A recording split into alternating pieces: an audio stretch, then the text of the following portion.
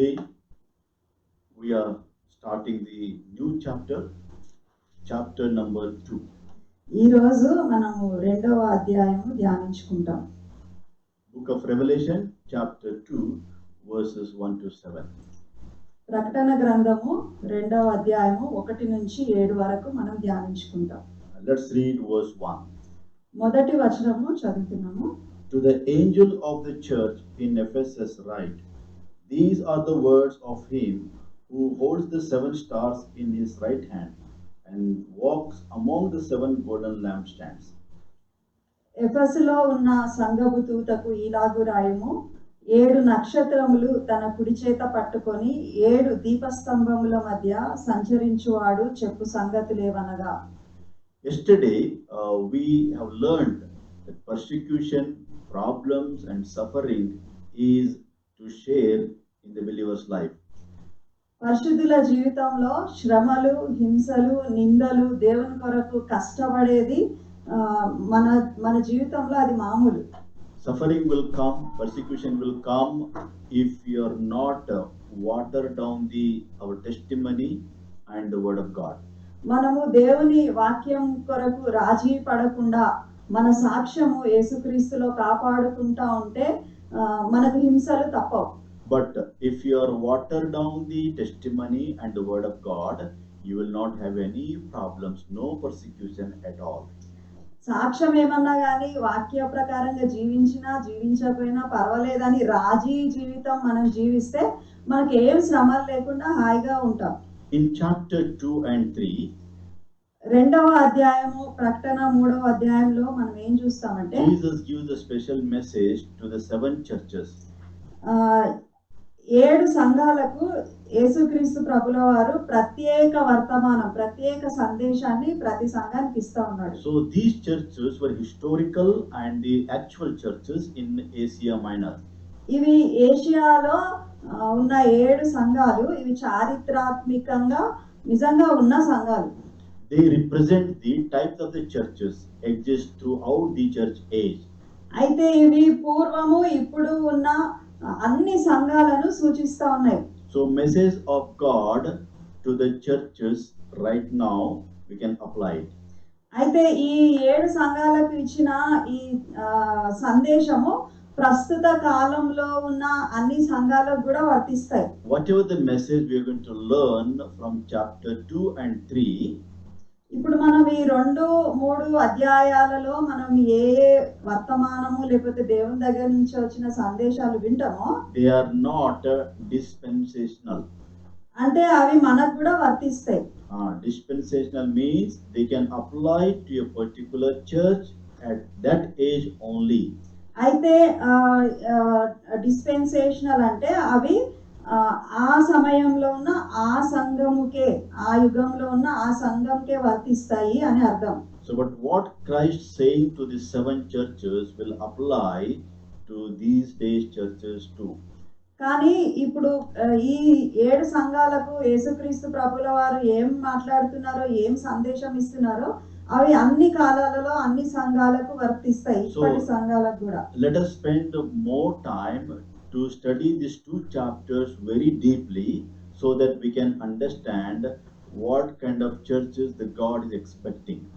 అయితే ఈ 2-3 అధ్యాయాలు మనము చాలా లోతుగా చదవాల్సిన అవసరం ఉంది. ఎందుకంటే ఈ 2-3 అధ్యాయాలు మనం చదువుతున్నప్పుడు ప్రభువు మనము ఎట్లాంటి సంఘంగా కట్టబడాలని ఆయన ఆశిస్తున్నాడో మనకు అర్థమవుతుంది. So this letter reveals the pattern of Jesus Christ, the way of dealing with the churches.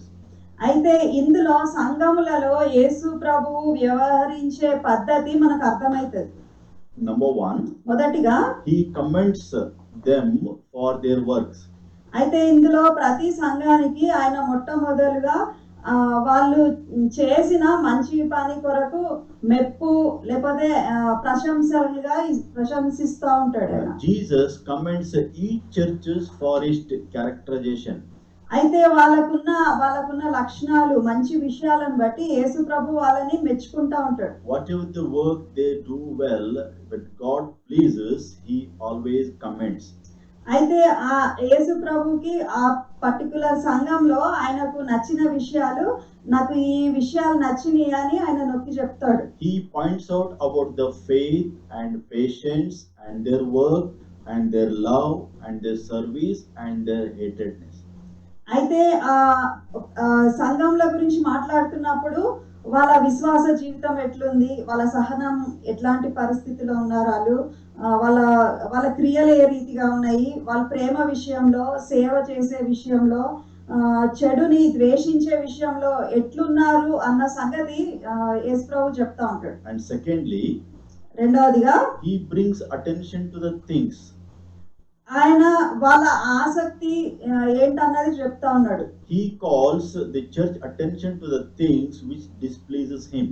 అయితే ఆ సంఘానికి ఆయన చెప్తా ఉన్నాడు, ఈ విషయాలలో మీరు నాకు నచ్చినట్టుగా మీరు లేరు అని. For example, leaving the first love, మొదటి ప్రేమను విడిచిపెట్టినారు అని ఒక సంఘానికి చెప్తాడు. wrong confession, తప్పుడు ఒప్పుకోలు గురించి చెప్తాడు. false doctrines and false teachers, తప్పుడు సిద్ధాంతము, అబద్ధపు బోధకుల గురించి చెప్తాడు. spiritual death, అంటే మీరు ఆత్మీయంగా చనిపోయినారు, fear and loss of spiritual power.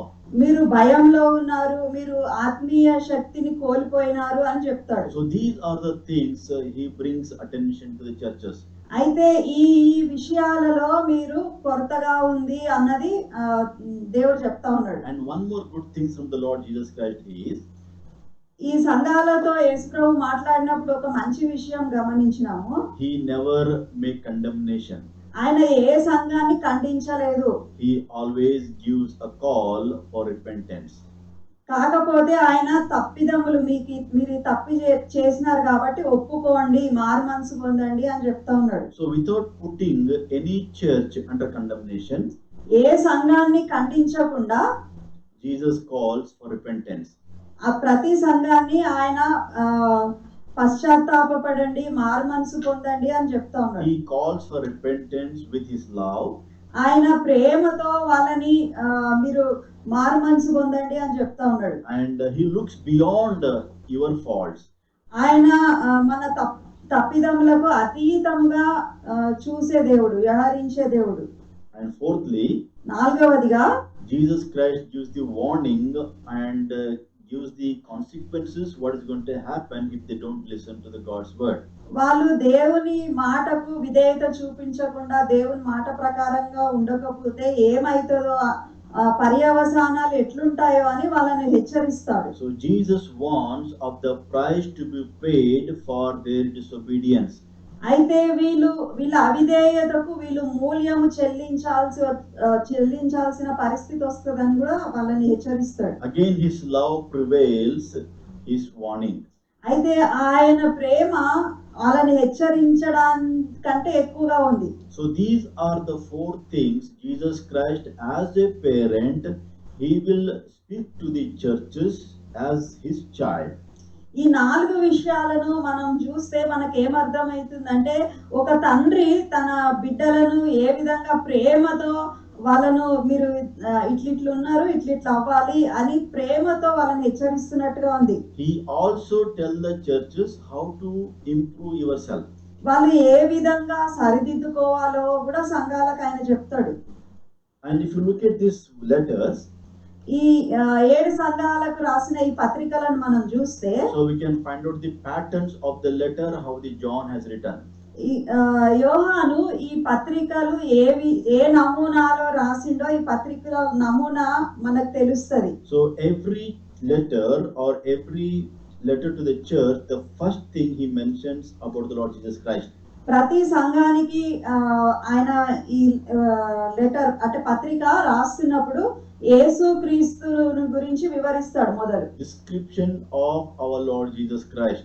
యేసు క్రీస్తును గురించి ఆయన ఏమై ఉన్నాడు అన్నది మొదట వివరిస్తాడు. Then next he explains about the commendation of the Lord Jesus Christ. దాని తర్వాత యేసు ప్రభువు ఖండించడం చూస్తా ఉన్నాం. Commendation. తప్పులు ఎత్తి చూపటం. మెప్పుకోలు. And he gives the call for repentance దాని తర్వాత మారు మనసుకు తరుణం లేకపోతే మారు మనసుకు పిలుపునిస్తాడు. and exhortation, దాని తర్వాత బుద్ధి చెప్తాడు, promises, వాగ్దానాలు, and then warning.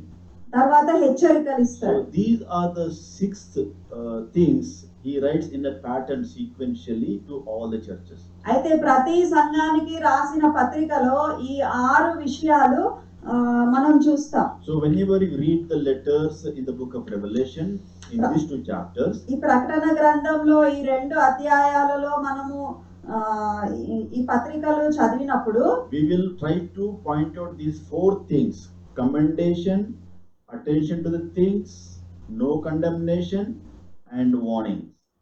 అయితే ఈ 4 విషయాలు వాళ్ళని మొదలు అభినందిస్తాడు, తర్వాత వాళ్ళ ఆయనకున్న ఆసక్తిని చెప్తాడు, ఒప్పుకోలుకు వాళ్ళని పిలుస్తాడు, దాని తర్వాత వాళ్ళకు హెచ్చరిక మాటలు చెప్తాడు. So let's see all these things when we read these verses. మనము ఈ వచనాలు చదువుతుంటే మనకు ఇవన్నీ ఎట్లా దేవుడు మాట్లాడిండో మనకు అర్థమవుతుంది. Revelation chapter 2 verse 1. ప్రకటన గ్రంథము 2వ అధ్యాయము 1వ వచనం. To the angel of the church in Ephesus. ఎఫెసులో ఉన్న సంఘపు దూతకు ఈలాగు రాయుము. So yesterday we learned the meaning of the angel or interpretation of the angel. దూత అంటే ఏమర్థం అని మనం నిన్న విన్నాము. The elder or pastor of the church. సంఘ కాపరి, పాస్టర్ గారు లేకపోతే సంఘ పెద్ద. So this letter has returned to the elder of the church in Ephesus. అయితే ఈ ఎఫెసులో ఉన్న సంఘపు దూతకు అంటే సంఘంలో ఉన్న సంఘ కాపరికి లేకపోతే సంఘ పెద్దకు ఈ పత్రిక రాయబడింది. Then we need to understand about the Ephesus. అయితే మనకు ఎఫెసులో ఉన్న సంఘం గురించి ఎఫెసు గురించి అర్థం చేసుకోవాలి. Ephesus was the capital city of Asia Minor. Asia minor కి ఇది రాజధాని పట్టణం. It is 3 miles from the sea with the greatest harbor in Asia Minor. ఇది సముద్రమునకు 3 మైళ్ళ దూరంలో సముద్ర వాణిజ్య నౌకాశ్రమం ఉన్న స్థలం అన్నమాట. 4 great trades road passing through the city called Ephesus. అయితే ఈ ఎఫెసు అనే పట్టణం నుంచి 4 వాణిజ్య రహదారులు ఈ పట్టణం నుంచి వెళ్తా ఉంటాయి. That is why this Ephesus known as the gateway of Asia. అందుకే ఈ ఎఫెసు పట్టణాన్ని ఏషియాకి ప్రవేశ సాధనం అని పేర్కొన్నారు. So in the city of Ephesus we can find the temple of Artemis. ఈ ఎఫెసు పట్టణంలో అర్తమి దేవి దేవాలయము మనం కనుక్కుంటాం. This name is the Greek. అయితే అది గ్రీక్ లో అర్తమి దేవి దేవాలయము. In Roman it is called the Diana goddess. అయితే రోమన్స్ లో వాళ్ళు దయానా దేవత అంటారు, మహాదేవత అని కూడా అంటారు. And Ephesus is one of the 7 wonders, ancient wonders of the world is there in the city. అయితే ఈ ఎఫెసులో ఇది ఈ టెంపుల్ 7 పురాతన అద్భుతాలలో ఒకటి. And we can find the major industries in the city of Ephesus. ఈ ఎఫెసు పట్టణంలో పెద్ద పెద్ద ఇండస్ట్రీస్ ఉన్నాయి. So they were the manufacture of the images of this goddess. అయితే ఈ అర్తమి దేవి, మహాదేవి ప్రతిమలు తయారు చేసే పరిశ్రమలు అక్కడ ఉన్నాయి. And if you read the book of Acts chapter 20, అపొస్తల కార్యములు 20వ అధ్యాయం మనం చదివితే we can find that Paul ministered in Ephesus for 3 years. అయితే అక్కడ ఏం రాయబడిందంటే అపొస్తలుడైన పౌలు ఈ ఎఫెసు పట్టణంలో 3 సంవత్సరాలుండి సేవ పరిచర్య జరిపించినాడు. And he warned that the false teacher would come and try to draw people away from their faith. అయితే ఆయన వీళ్ళకు ఒక హెచ్చరిక ఇచ్చినాడు, ఏంటంటే మీలో అబద్ధ ప్రవక్తలు అబద్ధ బోధన తీసుకొని వచ్చి మిమ్మల్ని విశ్వాసం నుంచి తొలగిపోయేటట్టు చేస్తారేమో అని హెచ్చరిక ఇచ్చినాడు. And we also know that the false teacher indeed caused a problem in the city of Ephesus church. మనం ఇంకా ముందుకు చదువుకుంటూ పోతే ఎఫెసు సంఘంలో పౌలు చెప్పిన రీతిగానే అబద్ధ బోధకులు వచ్చి గందరగోళం చేసినట్టు చూస్తాం. But church registered them. అయితే సంఘము వాళ్ళని అబద్ధ బోధకులను వ్యతిరేకించింది, ప్రతిఘటించింది. Timothy and John also spent their time the ministry in the city of Ephesus. అయితే తిమోతి, యోహాను వీళ్ళు కూడా ఈ ఎఫెసు పట్టణంలో పరిచర్య చేసినారు. These two people also knew that Ephesus church had registered the false teachers. అయితే వీళ్ళకు కూడా తెలుసు ఈ అబద్ధ బోధ చేసే వాళ్ళు వచ్చినారు, బోధకులు వచ్చినారు. అయితే ఎఫెసు సంఘము ఆ బోధకులను ప్రతిఘటించింది, వాళ్ళని వినలేదు, వాళ్ళ మాట వినలేరు ఈ సంఘపొల్లు అని వీళ్ళకి తెలుసు. So history says that John was in Ephesus when he was arrested by Domitian and exiled 50 miles southwest to Patmos. అయితే మనం చరిత్ర చూస్తే ఈ యోహాను ఎఫెసు సంఘంలో ఉన్నప్పుడు ఈయన నిర్బంధింపబడినాడు, అంటే అరెస్ట్ చేయబడి డొమిటన్ అనే చక్రవర్తి ద్వారా అరెస్ట్ చేయబడి పద్మాసు ద్వీపంకి 50 మైళ్ళ సౌత్ వెస్ట్ సైడ్ కి తీసుకెళ్ళినారు. Then verse 2. రెండవ వచనం చూస్తే No, still in the verse 1 it says, these are the words of him who holds the 7 stars in his right hand and walks among the 7 golden lampstands. 7 నక్షత్రములు తన కుడి చేత పట్టుకొని 7 దీపస్తంభముల మధ్య సంచరించువాడు చెప్పు సంగతులేవనగా. So here we already seen yesterday about the stars and the lampstands. మనం నిన్నటి దినాన 7 నక్షత్రాల గురించి 7 దీపస్తంభాల గురించి మనం ధ్యానించి ఉంటున్నాం. From where the word of God came? యోహానుకు దేవుని స్వరం ఎక్కడి నుంచి వినిపించింది? These are the words of him, Lord Jesus Christ, who holds the 7 stars and in his right hand and walks among the 7 golden lampstands. 13వ వచనంలో 7 సువర్ణ దీపస్తంభము, ఆ దీపస్తంభముల మధ్యను మనుష్య కుమారుని పోలిన ఒకరిని చూచి తిని. And verse 2. రెండవ వచనము, I know your deeds and your hard work and your perseverance. I know that you cannot tolerate wicked people, that you have tested those who claim to be apostles but are not, and have found them false. 7 నక్షత్రములు తన కుడి చేత పట్టుకొని 7 దీపస్తంభముల మధ్య సంచరించువాడు చెప్పు సంగతులేవనగా, నీ క్రియలను, నీ కష్టమును, నీ సహనమును నేను ఎరుగుదును. నీవు దుష్టులను సహింపలేవనియు అపోస్తలులు కాకయే తాము అపోస్తలులమని చెప్పుకొని వారిని పరీక్షించి వారిని పరీక్షించి వారు అబద్ధికులని నీవు కనుగొంటివనియు. So this verse indicates that God loves the church. ఈ మాటలు వింటుంటే మనకు దేవుడు సంఘాన్ని ఎంతో ప్రేమించిండని మనకు అర్థమవుతుంది. And Jesus is the head of the church. ఆయన సంఘమునకు శిరస్సై ఉన్నాడు. The question is, does God care about your church? అయితే మనం ఇక్కడ అర్థం చేసుకోవాలి, లేదా ప్రశ్నించుకోవాలి, దేవుడు మన సంఘాన్ని కూడా ఇంతగా పట్టించుకొని చూసుకుంటాడని. See, when you read this verse, we can understand that God knows all the universal church's conditions. అయితే ఇక్కడ ఒక్కొక్క విషయం రాయబడి ఉంది కదా, అవన్నీ చూస్తుంటే దేవుడు సార్వత్రిక సంఘంలో అన్ని విషయాలు ప్రతి ఒక్కటి ఆయన అంతా ఆయనకు అనిపిస్తా ఉంది, అంతా ఆయనకు తెలుసు. So Jesus told John to write a specific letter to specific people and specific place and the events. అయితే ఇక్కడ యోహానుకు దేవుడు పలానా సంఘానికి పలానా విధంగా వాళ్ళ పలానా పరిస్థితి గురించి నువ్వు రాయాలి అని చెప్తా ఉన్నాడు. So he was praising the believers on their successful life. అయితే వాళ్ళు ఏ విషయంలో విజయవంతులుగా జయ జీవితం కలిగి ఉన్నారో అది రాస్తా ఉన్నాడు. And as we learned, he always tells how to correct when you fail. అయితే మనం ఎప్పుడన్నా తప్పిపోయి ఉంటే ఏ విధంగా సరిదిద్దుకోవాలని కూడా చెప్తాడు. So he wants all the church members to reach with the greatest potential. అయితే సంఘంలో ఉన్న ప్రతి ఒక్కళ్ళు కూడా మనం బాగా పనిచేసే స్థితికి చేరాలని ఆయన కోరుకుంటాడు. So when we read these letters, let us take it very serious and compare with our churches.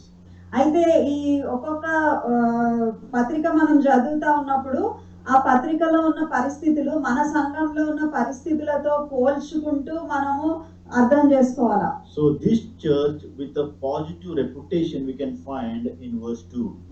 అయితే ఈ 2వ వచనంలో ఉన్న విషయాలన్నీ చూస్తుంటే అన్ని మంచి విషయాలు మనం చూస్తా ఉన్నాం. So God's approval is more important than the world's approval. దేవుడు మనని మెచ్చుకోవడము ఈ ప్రపంచంలో ఇంకెవరన్నా మెచ్చుకోవడంతో సమానం కాదు. దేవుడు మనల్ని మెచ్చుకోవడం చాలా ముఖ్యం. We always do the things which God approves.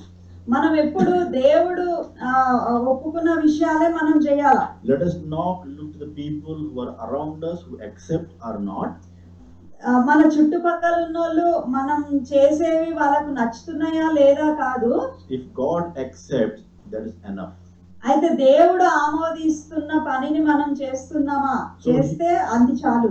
Here if you Ephesus chapter Revelation chapter 2 verse 2, it says the Ephesian church was commended for for 5 things. అయితే ఇక్కడ 2వ వచనంలో ప్రకటన 2:2లో ఎఫెసు సంఘము 5 విషయాలను బట్టి దేవుడు వాళ్ళని మెచ్చుకున్నాడు. He said, I know your deeds. నీ క్రియలను నేను ఎరుగుదును. Your hard work. నీ కష్టమును నేను ఎరుగుదును. So that means the Ephesian church people, they were working very hard. అయితే దీన్ని బట్టి మనకేం తెలుస్తుంది అంటే ఎఫెసీ సంఘంలో ఉన్న వాళ్ళు సోమరులు కాదు, వాళ్ళు చాలా కష్టపడి పనిచేసేటోళ్ళు. So God recognized that Ephesians people are working very hard. అయితే దేవుడు ఈ ఎఫెసీ సంఘంలో ఉన్న వాళ్ళు చాలా కష్టపడి దేవుని కొరకు పరిచర్య చేస్తున్నారని ఆయన చూస్తున్నాడు. And secondly he says your perseverance. నీ సహనమును. And thirdly he said, I know that you cannot tolerate wicked people. నీవు దుష్టులను సహింపలేవనియు. You are resisting the wicked. మీరు దుష్టులను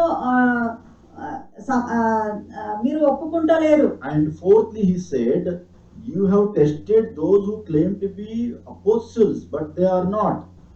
అపోస్తలులు కాకయే తాము అపోస్తలులమని చెప్పుకొని వారిని పరీక్షించి వారు అబద్ధికులని మీరు కనుగొంటిరి. So that means the people of Ephesians, they were critically examining the teachers of the word of God. అయితే ఎఫెసులో ఉన్న సంఘం వాళ్ళు బోధకులు వచ్చినప్పుడు వాళ్ళు అబద్ధ బోధకులా లేకపోతే వాక్యంలో ఉన్న సత్యాన్ని బోధిస్తున్నారా అని వాళ్ళు చాలా బాగా పరిశీలించి వాళ్ళని రానిచ్చేటోళ్ళు. And verse 3 it says, you have persevered and have endured hardships for my name and have not grown weary. 3వ వచనంలో నీవు సహనము కలిగి నా నామము నిమిత్తము భారము భరించి అలియలేదనియు నేను ఎరుగుదును. The 5th one it says enduring the hardship without becoming weary in their life. సహనముతో భారము భరించి వీళ్ళు అలసిపోకుండా పనిచేస్తున్నారట. So my prayer that every church should have these characters. నా ప్రార్థన, నా కోరిక ఏంటంటే ఇప్పుడు మన సంఘాలన్నీ కూడా ఈ 5 లక్షణాలు కలిగిన సంఘాలుగా ఉండాలి. Whichever church you are attending, మీరు ఏ సంఘంలో భాగస్థులైనా, whichever church you belong, మీరు ఏ సంఘంలో వెళ్తున్నా, so my prayer and God's expectation, and he appreciated the Ephesus church saying that they are good in these 5 things. అయితే ఈ 5 విషయాలలో మీరు బాగున్నారు అని దేవుడు వాళ్ళని మెచ్చుకున్నట్టుగా మనం కూడా ఉండాలి. But these good efforts should spring from the God's love. అయితే ఈ మంచి విషయాలన్నీ మనలో నుంచి ఎప్పుడు వస్తాయి అంటే మనం దేవుని ప్రేమిస్తూ ఉన్నప్పుడు. So both Jesus and John, they both stressed out saying that whatever we do, we should do with the love of God. అందుకే ఈ యోహాను మళ్ళీ యేసు ప్రభువు వాళ్ళు బోధలలో, వాళ్ళ మాటలలో, పత్రికల అన్నిట్లో కూడా ఒకరి ఎడల ఒకరు ప్రేమ కలిగి ఉండాలన్న విషయాన్ని చాలా నొక్కి చెప్తా ఉన్నారు. Love for one another is the authentic proof of the gospel. అయితే మనం ఒకరి ఎడల ఒకళ్ళము ప్రేమ కలిగి ఉంటే మనలో దేవుని సువార్త కార్యం చేసింది అన్నదానికి రుజువు. So in the battle of maintaining the sound doctrines, అయితే మంచి సిద్ధాంతాలు కలిగి ఉండాలి అని మనం ప్రయత్నం చేస్తున్నప్పుడు, to maintain purity, మన పరిశుద్ధత మనం కాపాడుకుంటూ, to maintain sound teaching, అయితే మంచి బోధను మనము వింటూ బోధ ప్రకారంగా ఉంటూ it is possible to lose the charitable spirit. అట్లా అట్లా మంచిగా ఉండే కొనసాగించే క్రమంలో మన స్ఫూర్తిని కోల్పోయే అవకాశం ఉంటది. So if we have the prolonged conflict, మన జీవితంలో ఇట్లా దీర్ఘకాలిక సంఘర్షణ ఉందనుకోండి, we can weaken or destroy our patience and affection. అయితే ఆ సంఘర్షణను బట్టి మనం సహనం కోల్పోవచ్చు, మన ఆప్యాయత తగ్గే ఛాన్సెస్ ఉన్నాయి. In defending faith, let us guard ourselves the weakening of our love towards God. అయితే మన విశ్వాసంలో కొనసాగుతున్నప్పుడు, మనం విశ్వాసము కాపాడుకుంటున్నప్పుడు ఇట్లాంటి పరిస్థితుల ద్వారా మనం ప్రేమించడంలో బలహీనులం అయిపోయే ఛాన్స్ ఉంది కాబట్టి జాగ్రత్తగా ఉండాలి. So Ephesus church was commended for 5 things. అయితే ఎఫెసీలో ఉన్న సంఘానికి 5 విషయాలు దేవుడు మెచ్చుకుంటూ చెప్తా ఉన్నాడు. Verse 4. 4వ వచనంకి వెళ్దాము. Yet I told this against you, you have forsaken the love you had at first. అయినను మొదట నీకుండిన ప్రేమను నీవు వదలితివని నేను నీ మీద తప్పు ఒకటి మోపవలసి ఉన్నది. See, he appreciated before for the 5 things what the Ephesians had done. ఇప్పటిదాకానేమో 5 విషయాలు మీరు ఈ విషయంలో చాలా బాగున్నారని ప్రశంసించినాడు వాళ్ళని. Now he is coming out with the, ఇప్పుడు ఏమంటున్నాడు? he is telling them what attention they should give in their life. అయితే ఏ విషయంలో వాళ్ళు జాగ్రత్తగా ఉండాలో తప్పిపోయినారో చెప్తా ఉన్నాడు. So he said, I hold this against you, you have forsaken the love you had at first. అయినను మొదట నీకుండిన ప్రేమను నీవు వదలితివని నేను నీ మీద తప్పు ఒకటి మోపవలసి ఉన్నది. But if you read Ephesians chapter 1 verse 15, ఎఫెసీయులకు రాసిన పత్రిక 1:15 వచనం చూస్తే, Ephesians chapter 1 verse 15. ఎఫెసీ 1:15. Therefore I also, after I heard of your faith in the Lord Jesus and your love for all the saints. ఎఫెసీ 1:15. ఈ హేతువు చేత ప్రభువైన యేసునందలి మీ విశ్వాసమును గూర్చియు పరిశుద్ధులందరి ఎడల మీరు చూపుచున్న విశ్వాసమును గూర్చియు నేను వినినప్పటి నుండి. So Paul, once he was commended for the Ephesian church for their love. ఈ ఎఫెసీ 1:15లో వాళ్ళ ప్రేమను ఆయన మెచ్చుకుంటా ఉన్నాడు. Your love for all the saints, your love for God, he was commended. అయితే మీకు యేసు ప్రభువైన యేసునందరి ఉన్న విశ్వాసము, పరిశుద్ధులందరి మీద మీరు చూపుచున్న విశ్వాసం, కింద ఫుట్ నోట్ లో ప్రేమ అని ఉంది తెలుగు బైబిల్లో. అంటే యేసు ప్రభు నందలి మీ ప్రేమ, పరిశుద్ధులందరికీ మీరు చూపుచున్న ప్రేమను అని వాళ్ళ ప్రేమను మెచ్చుకుంటా ఉన్నాడు. But now what happened to this church? అయితే ఇప్పుడు ఈ సంఘానికి అప్పుడున్న ప్రేమ మరి ఇప్పుడు ఎందుకు ఇట్లా అయిపోయింది? Now the Lord Jesus was saying, I hold this against you, you have forsaken the love you had at first. అయినను మొదట నుండి నీకుండిన ప్రేమను నీవు వదిలితివని నేను నీ మీద తప్పు ఒకటి మోపవలసి ఉన్నది అంటున్నాడు. So what I feel was, నేనేమనుకుంటున్నానంటే, many of the church founders were died. అప్పుడు ఈ సంఘాన్ని ఎవరైతే స్థాపించిండ్రో వాళ్ళందరూ నిద్రించి ఉంటారు. Second generation believers are not having zeal for God. అయితే తర్వాతి తరపు విశ్వాసులకు అదే ఉత్సాహము, స్థాపించినకున్న ఉత్సాహము ఉండదు. They were very busy and doing so much things for the benefits of the community and for themselves. అయితే ఈ తర్వాతి తరం వాళ్ళు అసలు తీరిక లేకుండా పనులు కష్టం చేసుకుంటూ వాళ్ళ కోసము, మళ్ళా వాళ్ళ చుట్టుపక్కల ఉన్న సొసైటీ కొరకు అన్ని మంచి పనులే చేస్తున్నారు, కానీ తప్పు ఉద్దేశాలతో వ్యవహరిస్తున్నారు. As God says, you are working very hard but with the wrong motives. మీరు చాలా కష్టపడి పని చేస్తున్నారు కానీ తప్పు ఉద్దేశాలతో చేస్తున్నారు. Work of God must be motivated by the love for God. దేవుని ప్రేమ మనల్ని బలవంతం చేయాల మంచి పనులు చేయటానికి, or it will last. లేకపోతే ఆ ఆ- ఆ ప్రేమ గతించిపోతుంది, తగ్గిపోతుంది, It will not last. అది కొనసాగదు. Yeah. So church without the agape love of God, ఈ సంఘంలో అగాపే ప్రేమ లేకపోతే, if there is no motivation, అయితే దేవుని ప్రేమ మనం బలవంతం చేయకపోతే it will not last for long. చాలా చాలా రోజులు మనము దేవునిలో కొనసాగలేము. So how they have forsaken the first love? వీళ్ళకు కలిగి ఉన్న ఆ మొదటి ప్రేమను వీళ్ళు ఎట్లా వదులుకున్నారు? Do you remember your spiritual life? మన ఆత్మీయ జీవితాన్ని జ్ఞాపకం చేసుకుందాం. In the beginning of your Christian life, మనము రక్షింపబడినప్పుడు మన విశ్వాస జీవితం ఎట్లా ఉండింది? you may had enthusiasm మనం చాలా ఉత్సాహంగా మన క్రైస్తవ జీవితం జీవిస్తా ఉన్నాం. without knowledge. అంటే మన దేవుని గురించి ఎక్కువ జ్ఞానం లేకున్నా మనము ఎంతో ఉత్సాహంగా దేవుని పనిని చేస్తా ఉన్నాం. And do you now have the knowledge without enthusiasm? ఇప్పుడు మనకు దేవుని గురించిన జ్ఞానం ఉంది కానీ మనకు శ్రద్ధ లేదు. But both are very necessary అయితే ఈ రెండు విషయాలు మనకు చాలా అవసరం. if we keep the love of God in our heart. మన మనసుల్లో దేవుని ప్రేమ ఏలుతా ఉంటే, రాజ్యం ఏలుతా ఉంటే అప్పుడు మనము ఎంతో ఉత్సాహంగా దేవుని సేవ చేస్తాం. Do you remember how you reacted when you first accepted the Lord Jesus Christ?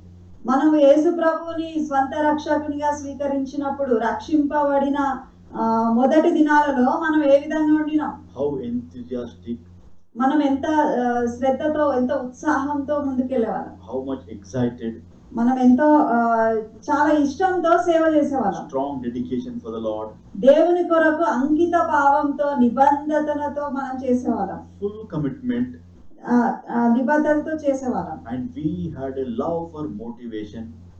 మన దేవుని పట్ల మన ప్రేమ మనకు అట్లా పనిచేయటానికి సహకరించేది. In the beginning, I can say we were awesome believers.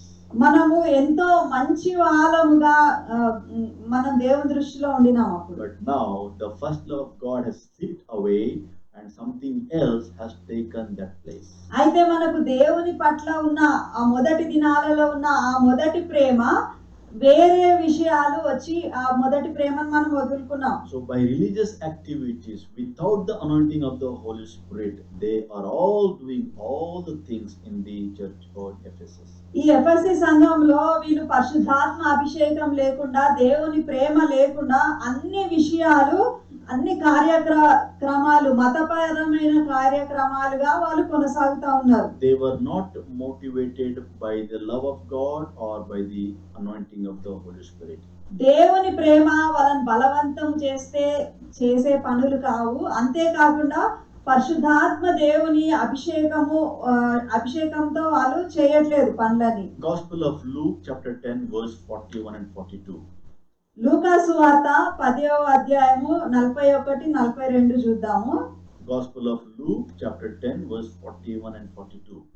Luka 10:41-42. And Jesus answered and said unto her, Martha, Martha, thou art anxious and troubled about many things, but one thing is needful, and Mary hath chosen that good part, which shall not be taken away from her. లూకా 10:41-42 చదువుతున్నాను. అందుకు ప్రభువు, Martha Martha, నీవు అనేకమైన పనులను గూర్చి విచారం కలిగి తొందరపడుచున్నావు గాని అవసరమైనది ఒక్కటే. మరియా ఉత్తమమైన దానిని ఏర్పరచుకొనెను, అది ఆమె యొద్ద నుండి తీసివేయబడదని ఆమెతో చెప్పెను. Same thing is happening here in the church in Ephesus. ఎఫెసు సంఘంలో మరియా మార్తాల దగ్గర దేవుడు మాట్లాడిన విషయమే ఇక్కడ మనం చూస్తా ఉన్నాం. How Martha was busy. Martha అనేక పనులు, విస్తారమైన పనులు పెట్టుకొని తీరిక లేకుండా ఉంది. Churches in Ephesus had a very good programs. ఎఫెసీ సంఘంలో చాలా మంచి మంచి ప్రోగ్రాంలు జరుగుతున్నాయి. They were having a very great committees in the church. సంఘంలో రకరకాల కమిటీస్, ఒక్కొక్క పని కొరకు ఒక్కొక్కరు. Very beautiful and awesome service organization. వాళ్ళ పరిచర్య చూస్తుంటే కనుల విందుగా చాలా బాగా అందరు బాగుంది, పైకి చాలా బాగుంది అని అనిపించేలా ఉంది. feeding and clothing, ఆ, జనాలకి దుస్తులు లేని వాళ్ళకు బట్టలు ఇవ్వడము, భోజనానికి లేని వాళ్ళకు బీదోళ్ళకు వాళ్ళకు ఆహారం ఇవ్వటం, ఇవన్నీ చేస్తా ఉన్నారు. but so rarely they used the name of Jesus. కానీ వాళ్ళు యేసు నామమును తరచుగా వాళ్ళు యేసు నామంలో అవి చేయట్లేదు. So after a while, the Satan came into their life and he diminished the love for God. అయితే వీళ్ళు ఈ కార్యక్రమాలు చేస్తూ తీరిక లేకుండా ఉండి వాళ్ళు సైతానుకు చోటు ఇచ్చిన దాన్ని బట్టి సైతాను వాళ్ళ జీవితంలో వాళ్ళు దేవుని కొరకై వీళ్ళకున్న ఆ మొదటి ప్రేమను పోగొట్టుకునేటట్టు చేసినాడు. So my question tonight, ఈ రోజు ఒక ప్రశ్న మీ ముందు ఉంచాలనుకుంటున్నాను. for all those who are watching Facebook live, Facebook లో ఎవరెవరైతే వింటున్నారో వాళ్ళందరి ముందు నేను ఒక ప్రశ్న ఉంచాలనుకుంటున్నాను. and those who are watching in YouTube, YouTube లో వాచ్ చేసే వాళ్ళకు కూడా నేను ఒక ప్రశ్న అడుగుతా ఉన్నాను. do you love God with the same fervor as when you were a new Christian? నువ్వు ఆరంభంలో నువ్వు క్రైస్తవ జీవితంలో ఉన్నప్పుడు ఎలాంటి ప్రేమతో ఎలాంటి శ్రద్ధతో నువ్వు దేవుణ్ణి సేవ చేసేవాడు అట్లానే ఉందా నీ ఆత్మీయ జీవితం? What you were is not important. నువ్వు అప్పుడు గతంలో ఎట్లున్నావో అది ముఖ్యం కాదు. What you are now is very crucial. ఇప్పుడు నీ జీవితము ఎట్లున్నది అన్నది అది చాలా ముఖ్యం. So that was the God is giving an attention to the church in Ephesus.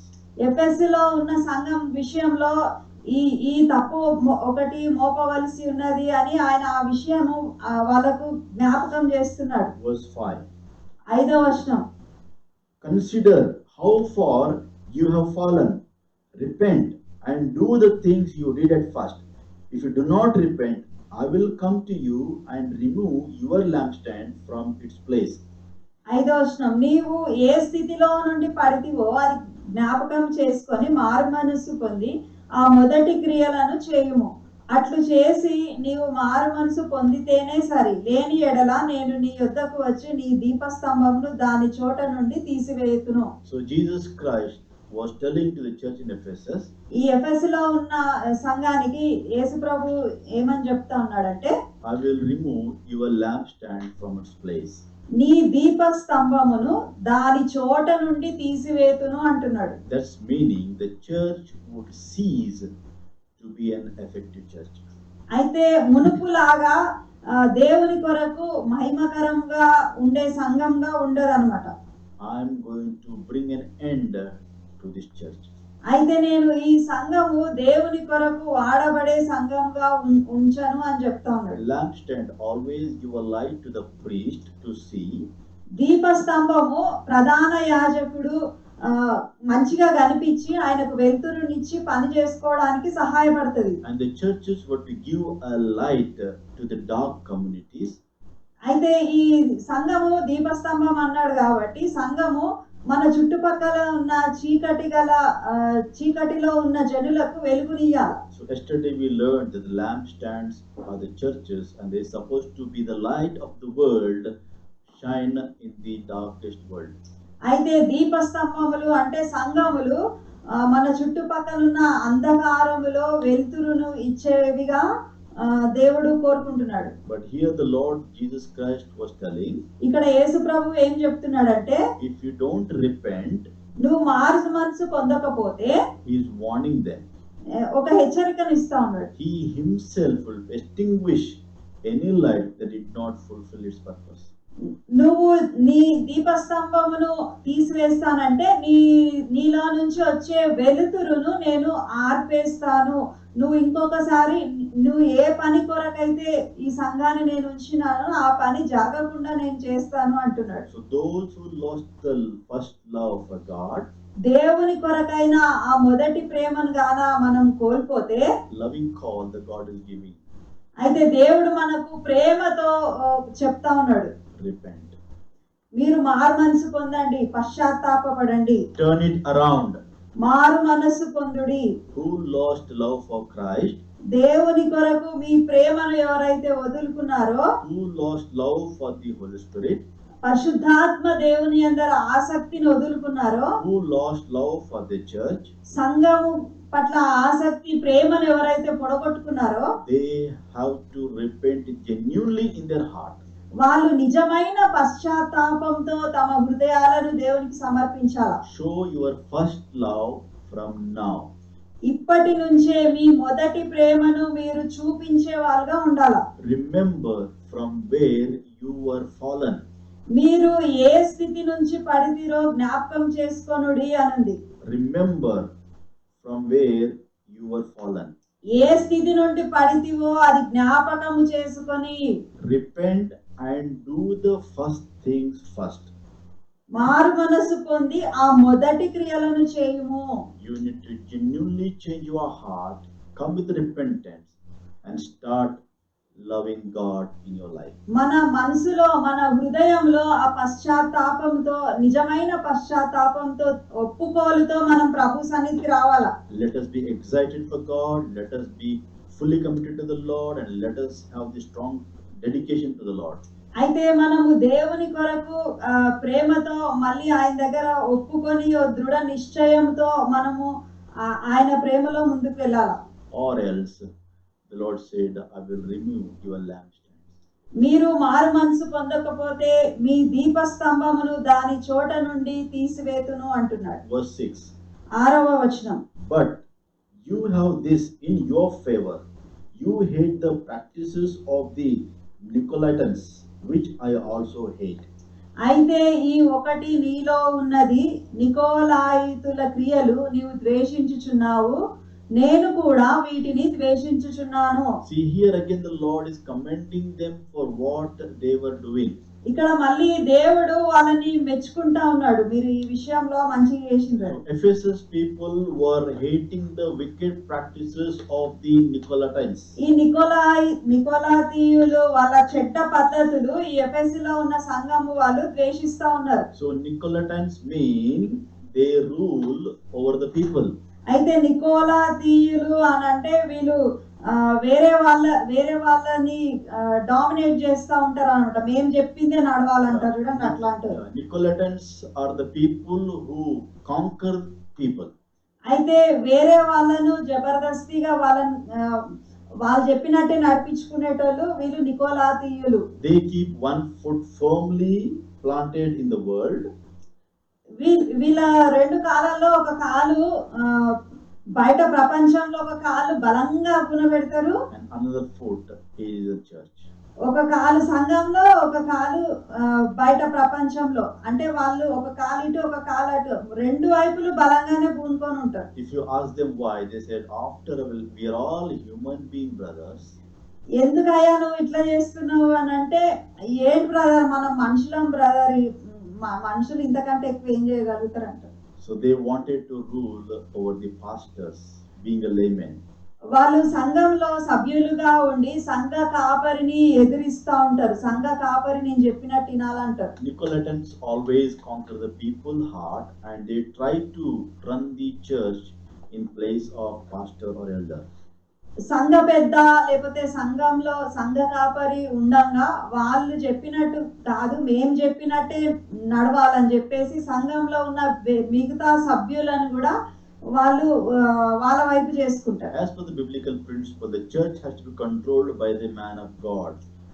Bible ప్రకారంగా సంఘము సంఘ కాపరి ఆయన చెప్పిన విధంగా ఆయన దేవుని పైన ఆధారపడి చెప్పిన నిర్ణయాలు జరగాలి సంఘంలో. Congregational government in the church is not of God.